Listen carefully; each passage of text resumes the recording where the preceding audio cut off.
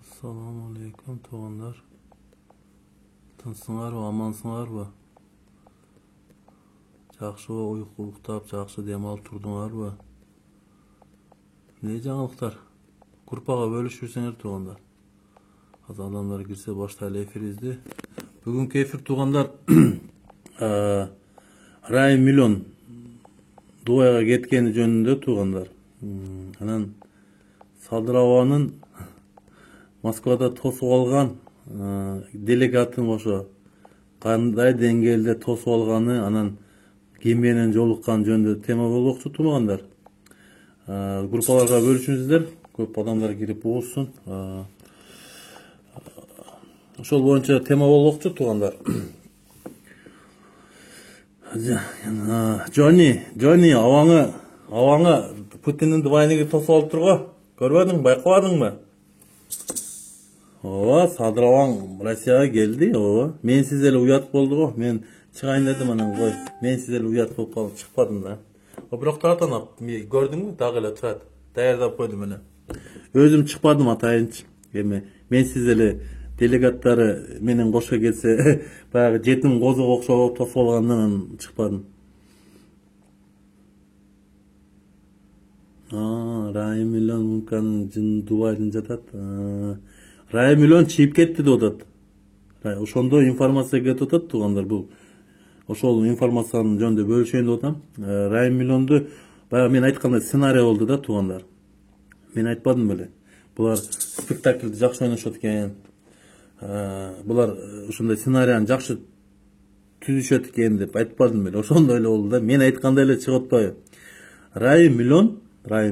Ол ооруй турган адам эмес. Биринчиден карасаң зың жүргөн адам. Анча мынча ол ооруй бербейт. Экинчиден булар башында эле ошондой болгон, бул сценарийси, ошонтип ойлоп калдым. Булардын сценарийси ошол Райымды алып келип анан больницага чыган эптеп баягы Батукаевди качыргандай кылып качырып бериштиби дейм да. Ошол менин жеке оюм булчу. Эми точно информация жок, что Батукаев чийип кетти, Батукаев дейм да, Райымды чийип кетти деп атат.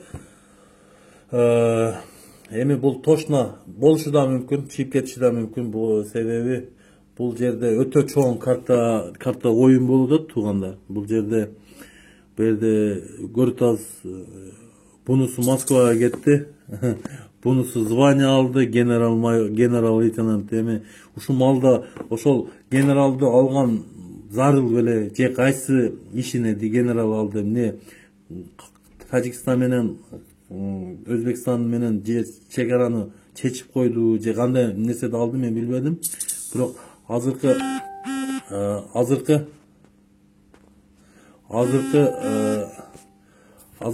малда бул генералдык намды алыш керек эмес да. Эми акылы жетсе ошону кылбай туруш керек эле. Эми бул боюнча мындай туугандар, ачык эле айтайлычы. Бул саясатта ушундай экен да туугандар. Саясат бул досу менен эки дос бири-бирине душман болгонун көрдүк да. Мисалы ошол эле Атамбаев досун алып келип, бийлик алып келип, президент кылып коюп кетти. Ал досу менен урушуп кеткенден кийин азыр позициясы неде, түрмөдө жатат. Эми мен Атамбаевди актаган жерим жок. Атамбаевди актабайм биринчиден. Бул Атамбаевди как президент катары мен тааныган эмесмин. Жээнбековди деле как президент катары тааныган жокмун. Садыраванды деле президент катары тааныган жокмун. Эми булардын тааныбайм. Мен пока деңгээли күчтүү бизге президенттикке татыктуу адам келгиче тааныбайм. Покачы ушу бизге ондай адам бир адам, ошол саясаттардын арасынан бир эле адам тааныйм. Ошол адам болсо ошону таанышым мүмкүн. Менчи ошол адамды президент катары. Ага чейин буга окшогон шөмпүрөлөрдү тааный бербейм менчи. Анан дагы бир нерсе деп айта турган, бул сценарийни жакшы жазышканын себеби мындай экен да туугандар. Ачык эле айтайынчы, бул жерде мына оюн болуп атат туугандар. Райым Миллон Атамбаевди каматкан, ошол Райым Миллон болот. Жээнбеков менен Райым Миллон болот. Атамбаевдин ал түрмөдө жатып ойноп аткан оюну мен мындай карап турам да, байкап отурам да. Бул ошол жерде отуруп алып, бул өзүнүн саясатын кылып атат Атамбаев дагычы. Бунун ою боюнча Атамбаев Жээнбеков менен Райым миллионду камаш керек. Bunun oyunu boyunca ошондой.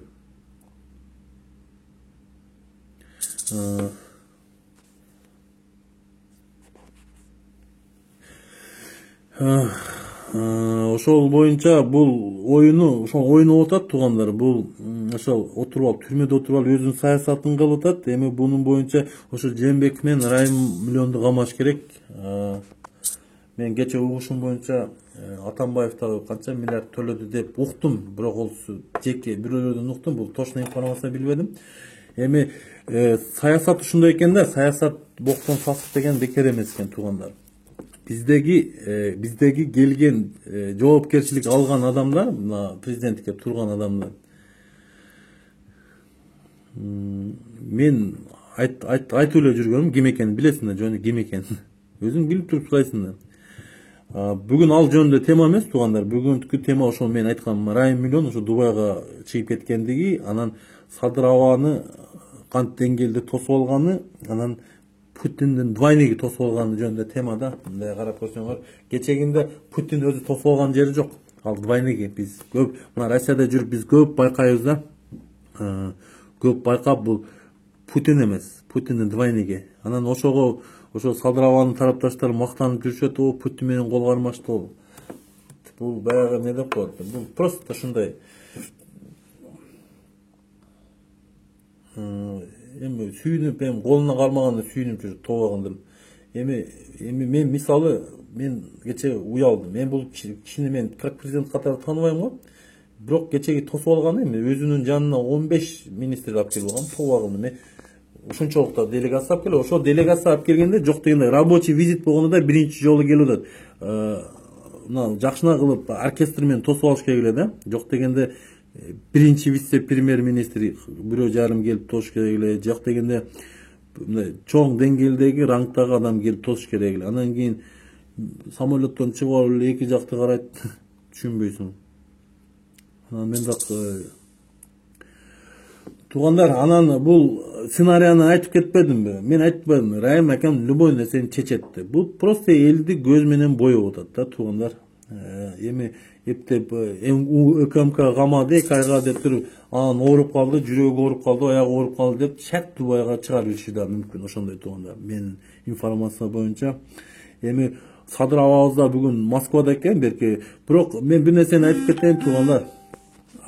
Садыр абаңарды мына орустардын телевидениясынан да көрсөтпөй атат. Бир жолу мындай сырттан айтып кетти, ошо жолукту деген Путин менен болду. Ошодон кийин башка информация жок туугандар. Башка президенттердин тосуп алгандарын көрсөңүздөр, мына мисалы кече эле Лукашенко менен жолукту. Лукашенко менен жолукканда ал 10 күн, 15 күн резервация дейм, карантинде отурган жери жок. Олчу кандай талап кылган жок. Анан биздин президенттерди карасаңыздар, биздин ушул президентке атайын ошо 14 күн резервация кылып, баягында карантинге отургузуп, бүт делегациясын отургузуп, анан аз келген самолеттон учуп келсе, достойно тосуп албай. Эми неге мындай тосуп албады деген суроо келдиби? Мен айтып берейин, неге ошондой болду туугандар. Себеби баягы бизде легитимность деп коет бизде, билесиңер да, закон мыйзамдуу келгенде, мыйзамдуу болгондо бул президентти татыктуу тосуп алмак туугандар. Ошол бизде мыйзамсыз деген нерсе үчүн булар да бизге баягы жетим козго окшоп көңүл буруп коюшту да туугандар. Группаларга бөлүшүрсүңүздөр туугандар. Ошон үчүн мен канча айтам, мыйзам чегинде, мыйзам таласында келгениңде мындан да уят болбойт болчусуң. Эми элестетсеңер, өзүң ошол кумтөр боюнча камалып 1,5 жыл отурду, кийинкисинде 2017 дагы жыл отурду, анан кечегинде бул киши президенттикке өзү даяр эмес эле да. Бул кишини даяр эмес эле, достап келип зордуктап отургузуп койду, буну ошо эле ташыйбыз. Анан бул киши түрмөдөн чыккандан кийин кичине реабилитация болуш керек эле. Бул киши психологически bunun полный бузулган болчу да. Бул киши билесиңер, ошо түрмөдө отуруп алып өзүн суицид жасап, эми жөн ана таза адам, мээси орунду адам өзүн суицид менен займас этпейт туугандар.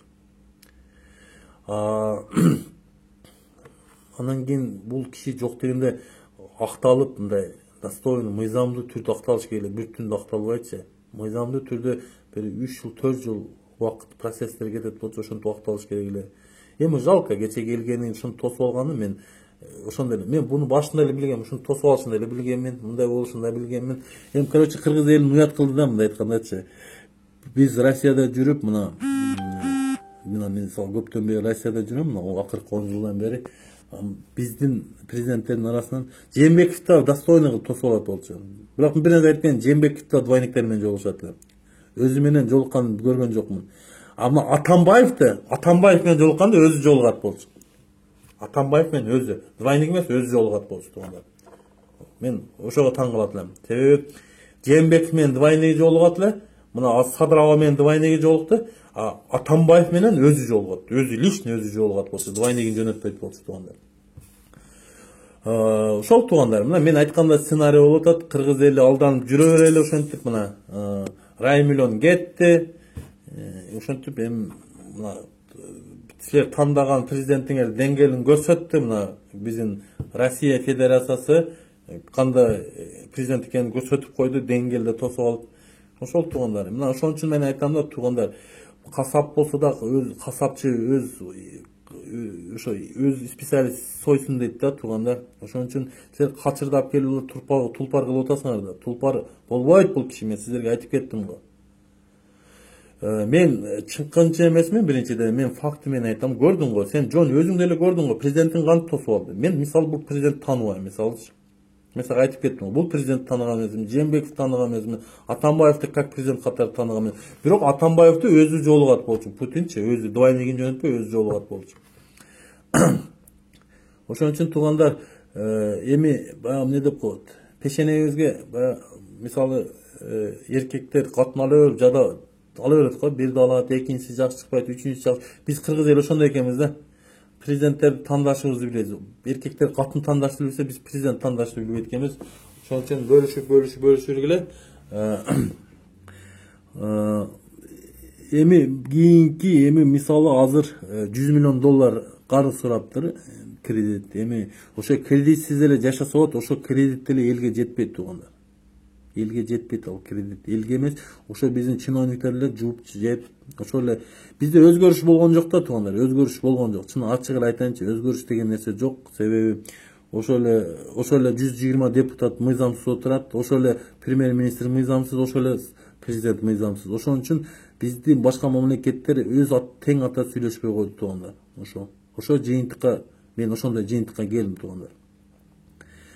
Саламатта калыңыздар, аман болуңуздар, тынч болуңуздар. Эфирге киргенче.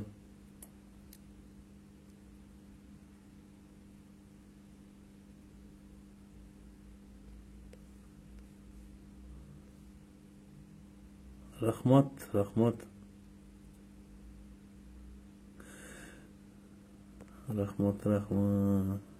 Жөн не дейт? Фу, айнуришем. Эси менин программам, менин эфирим жакпаса кирбей эле койгула. Мен бирөөнү зордуктап кир дебейм эфиргечи. Мен өз пикиримди айтып кеттим туугандар. Саламатта калыңыздар, тынч болуңуздар, аман болуңуздар. Ар бир үй бүлө бактылуулук, ошо бизге окшогон мигранттар Кыргызстанга кайталуу туугандар. Мына көрүп атабыз, качырды тулпар кылып алып келишти эле, качыр боюнча калып кетти. Саламатта болуңуздар.